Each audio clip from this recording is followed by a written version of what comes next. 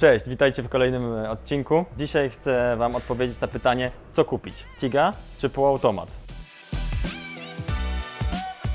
Odpowiedź jest Revolution 2500.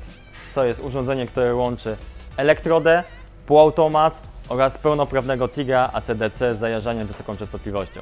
Za pomocą jednego przycisku wybieramy sobie metodę, jaką chcemy spawać. Mamy elektrodę, Tiga, półautomat w ustawieniach manualnych, półautomat dwutakt, czterotakt oraz czterotakt w wersji rozbudowanej. Wszystko mamy widoczne na panelu. W czytelny sposób możemy zmieniać wszystkie parametry.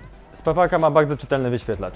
W przypadku metody MMA mamy tutaj w prosty sposób możliwość ustawienia amperaży. W przypadku metody TIG wszystkie podstawowe parametry są na wierzchu. W ustawieniach zaawansowanych mamy tutaj standardową choinkę. W przypadku półautomatu tak samo jak wcześniej, wszystkie parametry podstawowe są na wierzchu.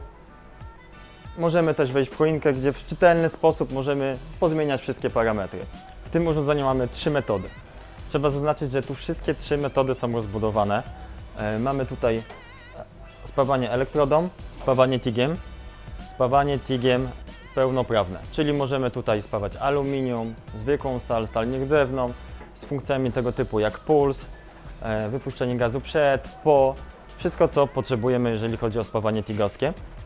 Jeżeli chodzi o półautomat, również mamy tutaj szeroką gamę możliwości, bo mamy spawanie standardowe, spawanie synergiczne, z pulsem, z podwójnym pulsem, z programami do aluminium, do stali nierdzewnej, tak naprawdę wszystko co potrzebujemy, jeżeli chodzi o spawanie półautomatem.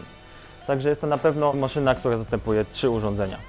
Nowym rozwiązaniem w tej maszynie jest możliwość podłączenia uchwytu tigowskiego i uchwytu Mic-Mac jednocześnie. Nowością jest również to, że mamy tutaj gniazdo z automatyczną polaryzacją, czyli maszyna sama dobiera polaryzację co do metody. Jeżeli jest to TIG, no to wtedy mamy tutaj polaryzację dodatnią.